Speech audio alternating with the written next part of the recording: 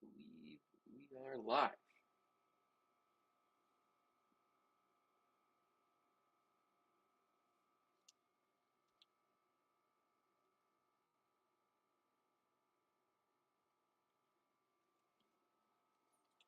How's it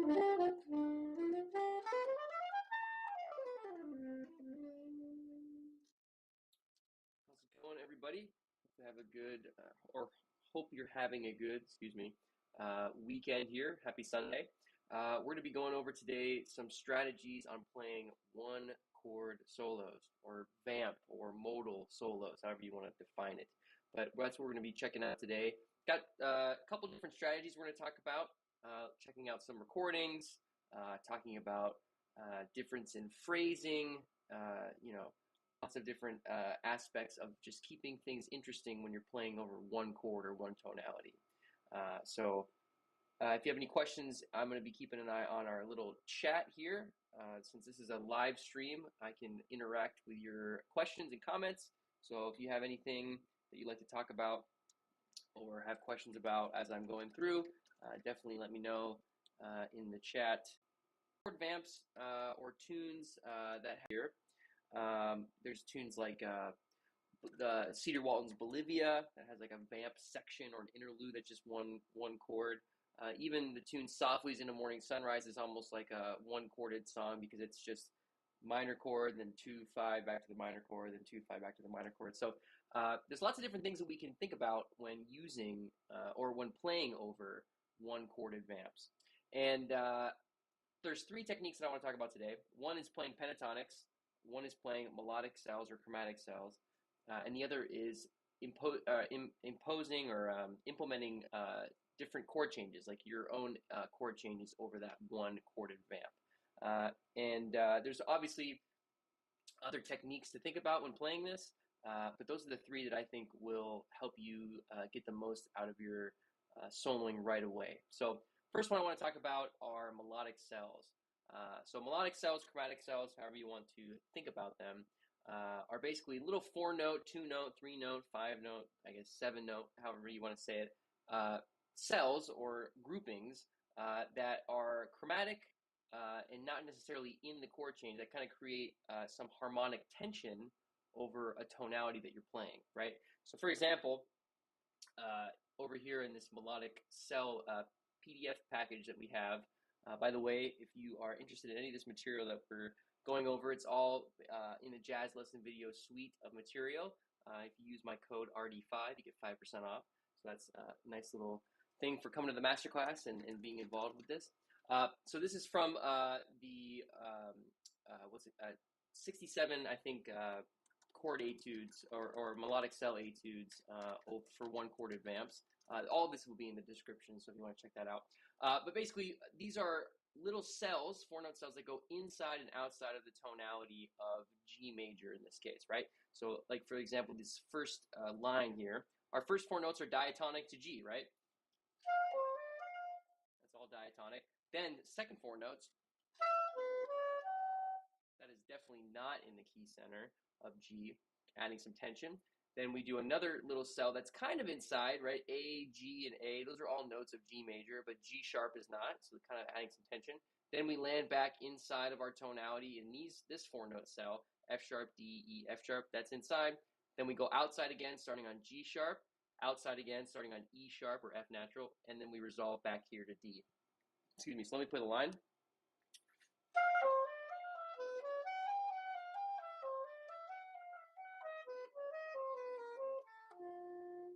So we still have that tonality of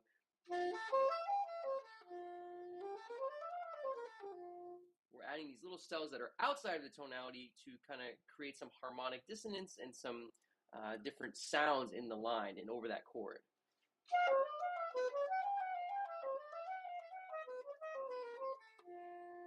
So that's just one example. You can use your own melodic cells, over this, but always thinking about how we get back to the tonality of G. You still want to have that sound of the home key in your lines, right? You still want to have, in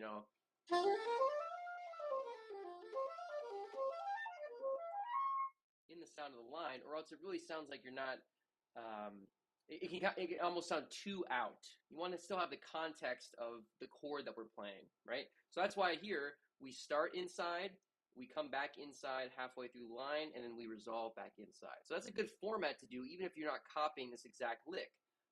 Maybe play the etude or the line where you're copying this four notes in the first part of the measure, this second four-note phrase in the second measure, and then the resolving phrase, but then you create your own outside version of them. So instead of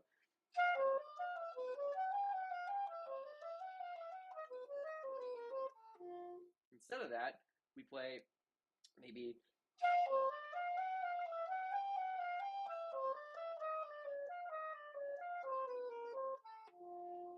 so I played the first, the fourth, and the last cell, and then I improvised my own outside cells, my own little chromatic cells that I just created in the spots that these are. So the one that starts on F sharp, the one that starts on A, G sharp, and E sharp here. I created my own in that case.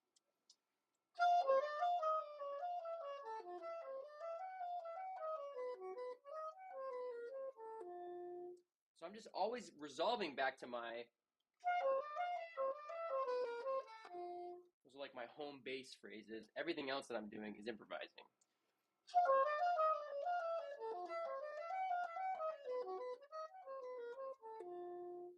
So there's lots of examples in this PDF book of ways to do this, right? Different versions of this. I really like the one here on G major, the one 1, 2, 3, 4, 4 lines down.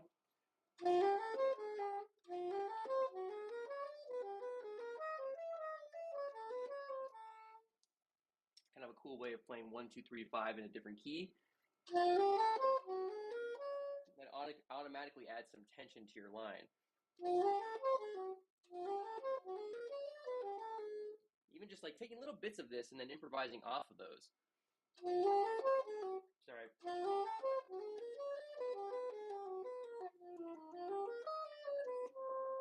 But you're always looking to resolve back to your inside tones, right? So you can experiment around with trying to copy the same shape of these lines, like always playing the diatonic portion of the melodic cell, and then creating your own outside version of that melodic cell.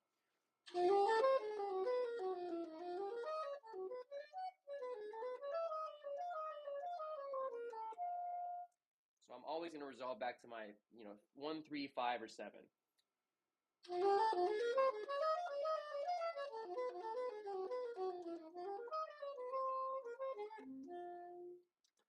You can experiment around with doing this all day long, just basically playing through, different chord vamps in your head, where you're starting on an inside part of the phrase, and then you move to an outside part, and you resolve. These are just some good examples of that.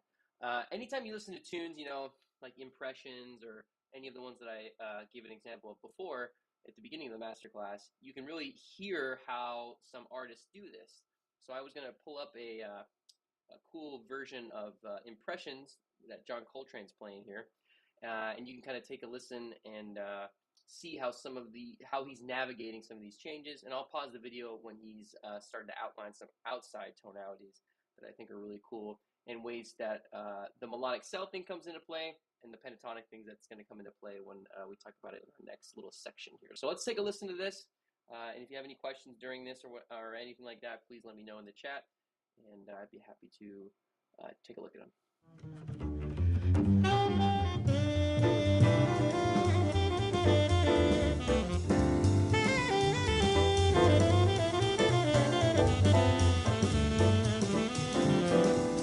So just to give a little context, the scale that he is playing in tenor key, that's like the home bass, is E minor 11 or E minor 7, just E minor tonality. So that's E, F sharp, G, A, B, C sharp, D natural, E.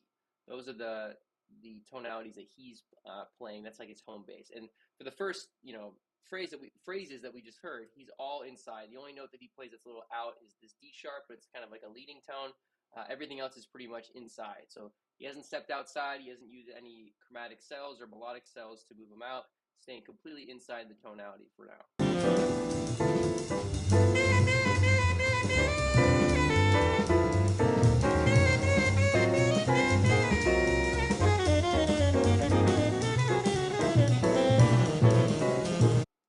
Okay, so a little bit of context now.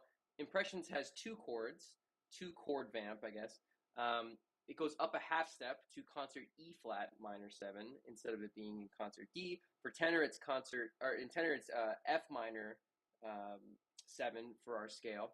And you'll notice that this is the part where he starts to kind of use some of these little chromatic cells to go outside, right? So here, our home scale for this key for tenor is F, G, A flat, B flat, C, D, E flat, F, right? Those are our inside notes. So he starts this phrase, C, E flat, C, A flat, E natural. Now we're stepping outside. E natural, G sharp, B natural, outside, C sharp, outside, A sharp, which is B flat, which is technically in, but he's still kind of in the outside tonality. A natural out, G sharp in, but in the context it's out. A sharp, F sharp out, D sharp, technically it's the E flat, so that's in. C sharp very out, D natural back in, right? So for these really measure and a half, that's where he's taking it out.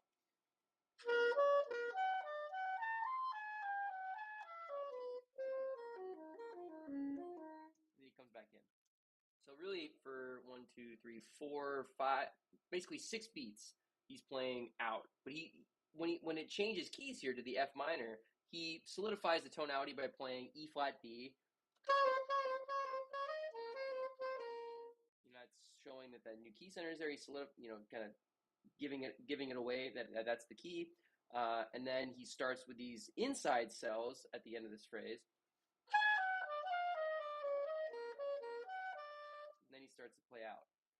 So let me start right here.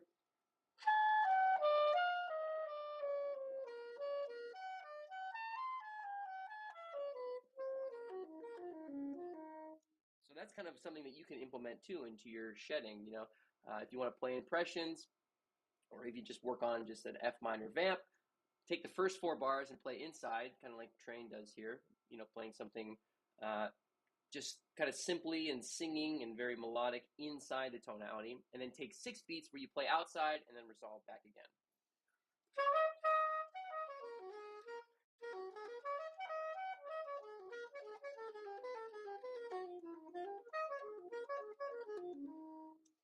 So I played 4 bars of inside F minor tonality, then 2, a measure and a half, 6 beats of outside, and then back to resolving to inside. So just not even copying what he's doing, but just kind of playing the phrase that he's doing, or imitating the phrase he's doing with my own ideas. Let's keep listening.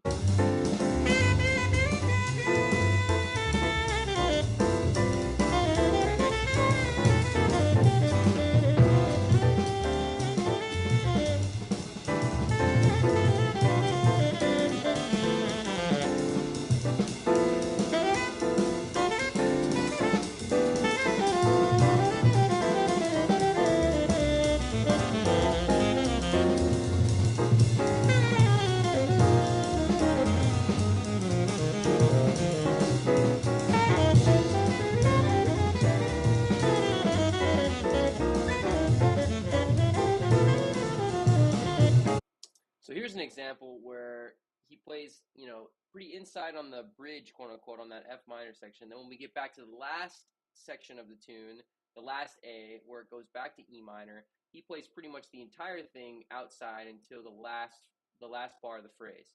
So 1, 2, 3, 4, 5, 6, 7 bars of playing not in the key of E minor, and then finally resolving on the 8th bar, right? So that's another technique that you can do. Even if you don't copy him, this phrase is really cool though. I'll play it down the octave.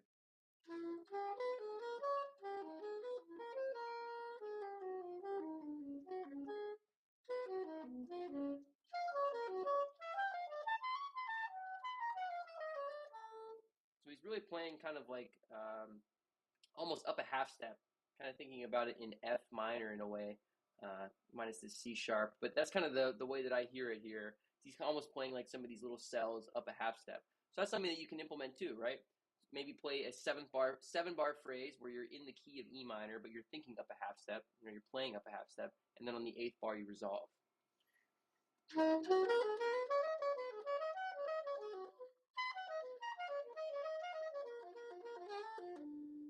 it again. 1, 2, 1, 2.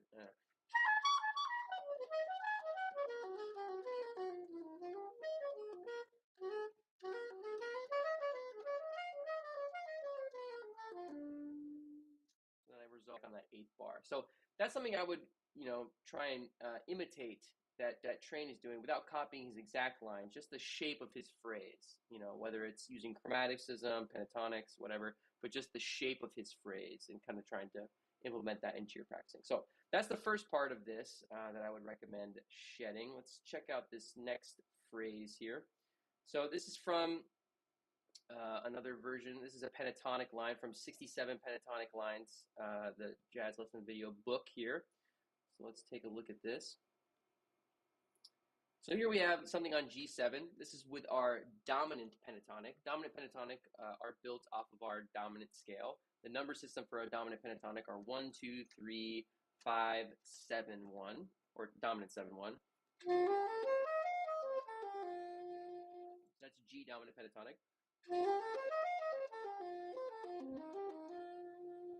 So this line, 1, 2, 3, 4.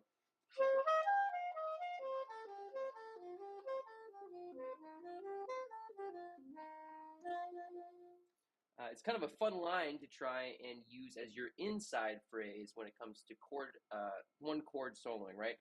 So whether we're playing impressions or a tune that has a G7 vamp, kind of going back to those melodic cells that we were talking about, this is a good phrase to have in your fingers that is your home tonality of your chord, right? This is like the thing that you resolve to, or you maybe start the phrase on. So let's take a look at this. Let's try and combine some of these lines that we are looking at here. So we have our pentatonic line here, and we have a melodic cell lines here. Let's look at the melodic cell line at the bottom that says G7. So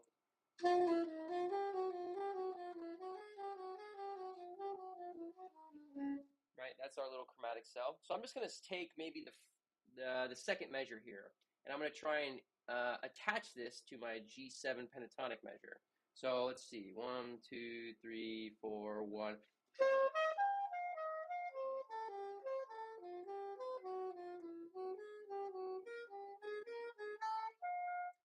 So I played 4 bars, 2 bars of my pentatonic line, 2 bars or maybe like a bar and a half of my melodic cell line, and then I resolve back to G. So I'm always working on this like tension and resolution. My pentatonic line is my inside that I'm starting on and trying to resolve to, and my melodic cell line is my outside, the thing that builds the tension. 1, 2, 3, 4.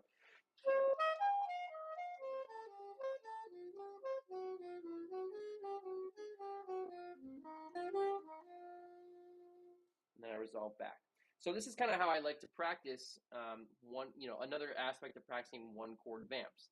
Pentatonics can be inside, and that's like my home tonality. Melodic cells can be my home tonality. And then I like to switch between the two of them of what is my tension and what is my release, right?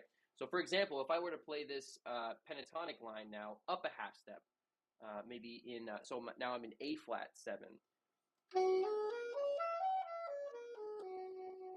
my line would be 1, 2, 3, 4.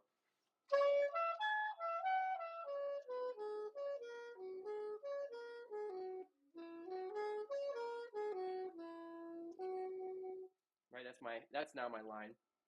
And now my G7 melodic cells or chromatic cells is my inside tonality, right? So maybe I'll start my melodic cell phrase here.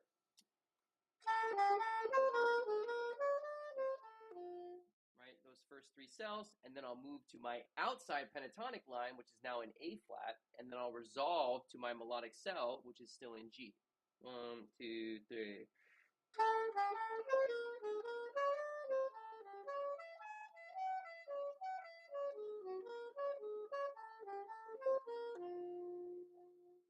Then I went back to G. So always working on going from one tonality as your home, and then leaving, going outside, either with melodic cell or with pentatonic, and then coming back.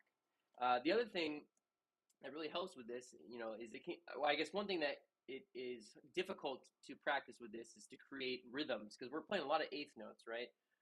When we're shedding this stuff, it's a lot of eighth notes, really trying to get it under our fingers and whatnot. But even just taking little syncopated rests, right? Like taking out every 4th note, every 5th note, every 7th note that you play or whatever, can really change the sound of your whole entire line, right? So if I played this pentatonic line, but I'm just going to like take out a note or two in the middle of it. 1, 2, 3, 4.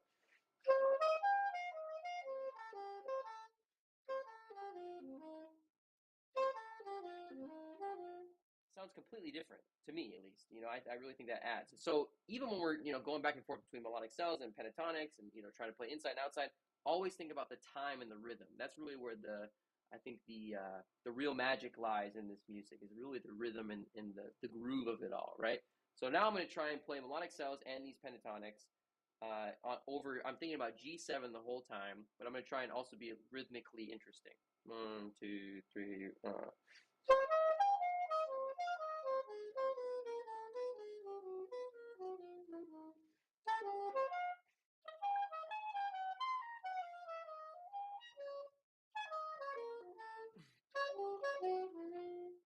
So I'm still thinking in my head G7, 1, 2, 3, 4. Now outside, 2, 3, 4. Now back inside, 2, 3, 4. And outside playing can be as simple as just playing any note that is not in the chord that you're on, right? So if G7 is our chord, and A flat, B flat, C sharp, E flat, F sharp, G sharp, any one of those notes are outside, right, and can build tension.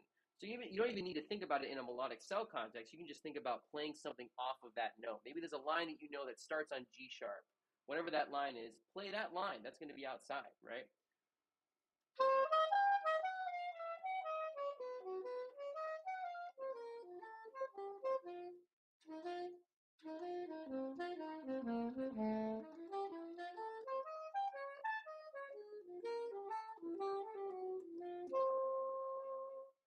So just trying to think about how we can implement lines like this over vamps, right?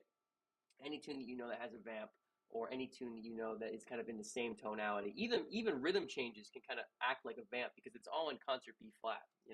It's just different progressions inside of that tonality.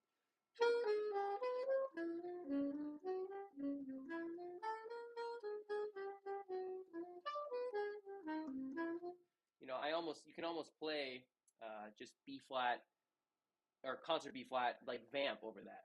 So even if you're playing oleo,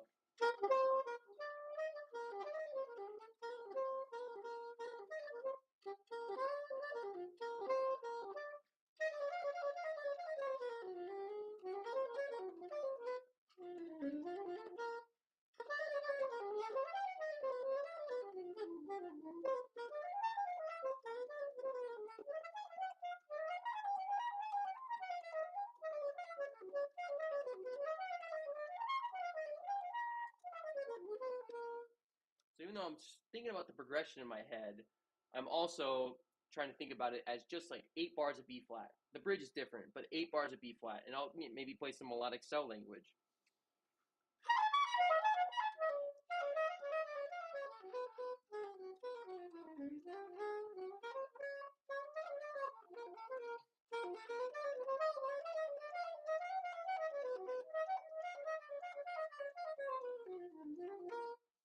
So even though I'm playing the A section of rhythm changes, I'm thinking about it really as just like C7 altered for me on B flat instrument, or concert B flat altered.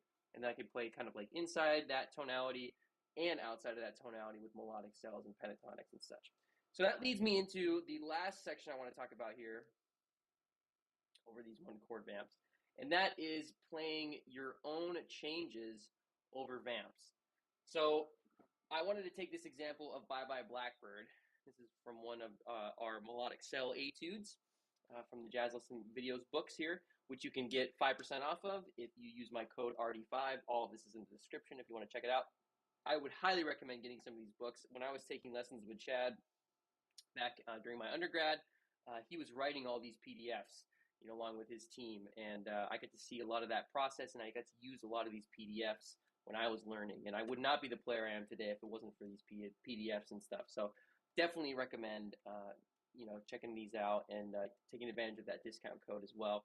Also, I am a jazz gym trainer for Jazz Lesson Videos, where we have daily sessions, basically going over material like this: how to solo better, how to game vocabulary, how to transcribe, how to just create a consistent practice routine. So if you want to sign up to take with me, or Chad, or Cecil Alexander, or Nathan Gabriel, all of these great musicians are trainers here. So definitely take advantage of that and check it out on the Jazz Lesson Videos website. I'd be happy to work with all you guys. So Going into this last section here of this masterclass, we're going to talk about incorporating your own changes over a vamp, right? So say we're in that same tonality of G major, G7. You can play your own 2-5-1 phrases, even though it's just on a one-chorded vamp, right? So even though our home key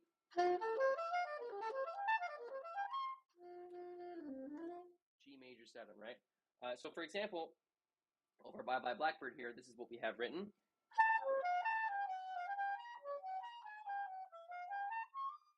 That's our little phrase with that 2-5-1 being involved.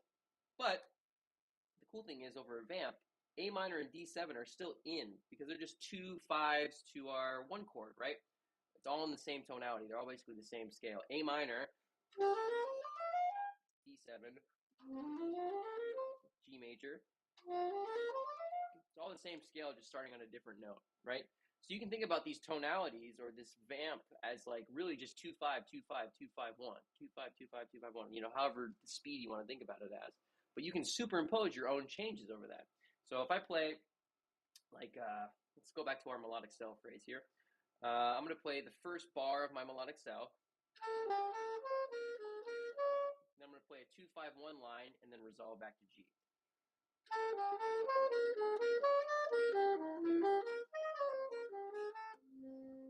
One, two,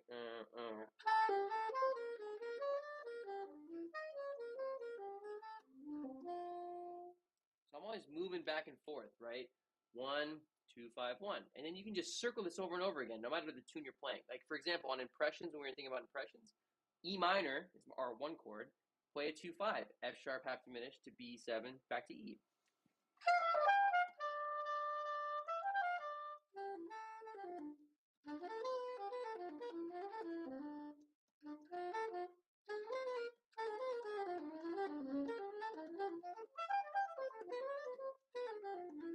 Then when you go to F minor for that tune, do the same thing. G minor 7 to C7 back to F.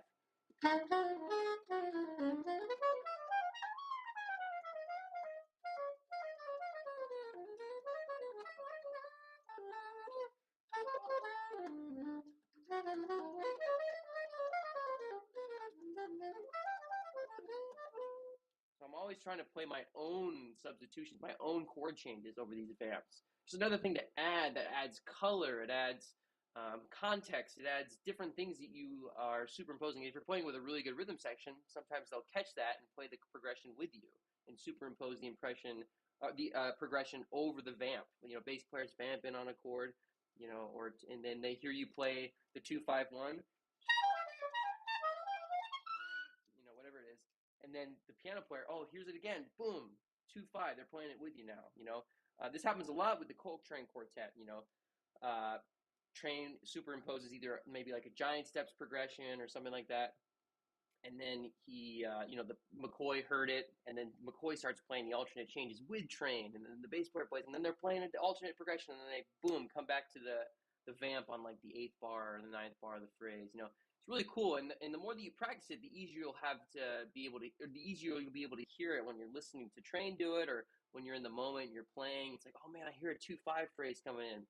But they're all symmetrical, meaning no matter, like, even if you play a 3-6-2-5 progression over a vamp and then resolve to the 1, they're all in the same tonality. They're all from the same scale. So they're all going to work. All those bebop phrases of like 2-5-1s or whatever that you know or that you can learn from some of these PDF books, they'll all work over a one-chorded vamp. So I like practicing things in my one-chord vamp, but superimposing my own progressions, whether that's 2-5-1s, tritone substitutions, playing a half step above, whatever it is. I'm always applying my own.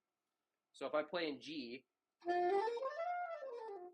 now going to think about playing my own 2-5-1s a couple times in a row through the phrase. I'm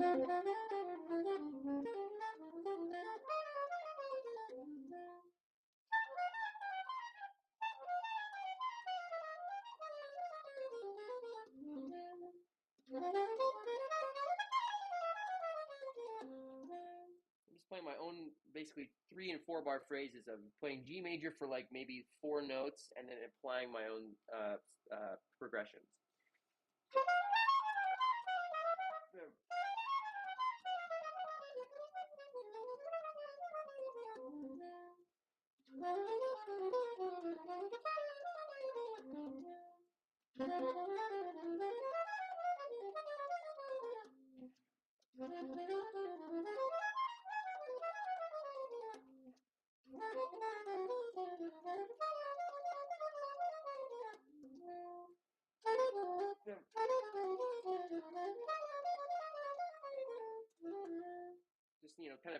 like I'm still starting in G and resolving in G, but everything else I'm just kind of experimenting with melodic cells, with different progressions, different ways of pulling outside of my chord vamp tonality.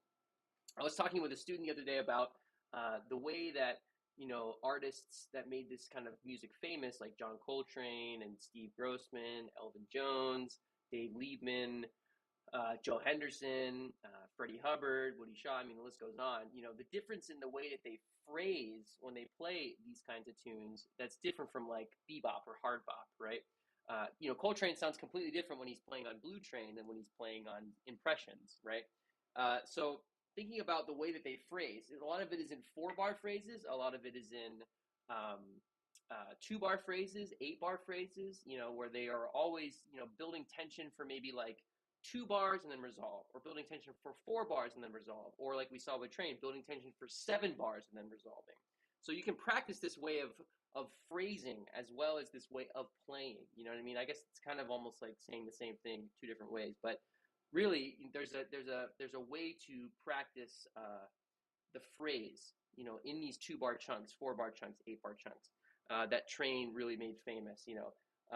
Even when the Train Quartet is playing like what we call time no changes, which is basically like the bass player is kind of walking at a random notes over and over again. It's really just about the time. They're still playing in 8-bar phrases. It's like the 8-bar modal phrase is what some people call it. There's a great record out there called Transition, where the title track is called Transition too, and there's the tune is basically just open, just time no changes. It's like a little bit of a melody in concert D minor, but then the tone, I guess, stays in D minor, but then it kind of fluctuates a little bit for each soloist. It's almost like time no changes. There's another great track on that record called Vigil, where it's just Elvin Jones and Coltrane playing, and it kind of sounds like they're playing a blues, but at the same time, it almost just sounds like they're playing like in these 8-bar phrases that just keep going on. They're like super synced up, so it's almost like they're playing a tune, even though I think it's kind of just open. So listening to artists that do this and almost trying to play along with them and imitate the way that they shape their phrase is just as important as practicing things like this way of like, okay, I'm going to play a melodic cell for 2 bars, a pentatonic phrase for 2 bars, back to the melodic cell. Then I'm going to play a pentatonic phrase for 2 bars, melodic cell for 2 bars, and then back to the pentatonic.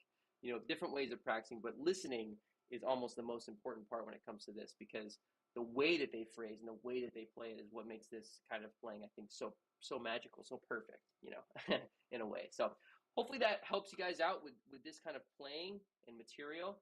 Like I said, if you like this content, make sure that you subscribe and like the video. We very much appreciate your feedback, and let us know what else you want us to talk about. My code is RD5 in the description if you want to check out some of these books. All of the books are listed as well for you guys there. We'll keep this video up so you can check it out and practice along later. I'll stay here just for a moment to see if there's any questions in the chat before I split.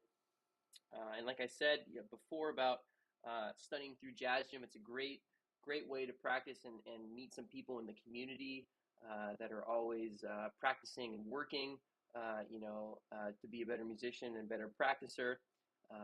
And it's just a great community of people, and everybody's pushing each other forward, which is a lot of fun to be a part of. So if you want to sign up for that, there's a link in the description to check out. And there's lots of great Jazz Gym trainers too to study with. So definitely something to be checking out and looking out for. All right, I think I'm gonna wrap it up here. Pretty much. I think everything is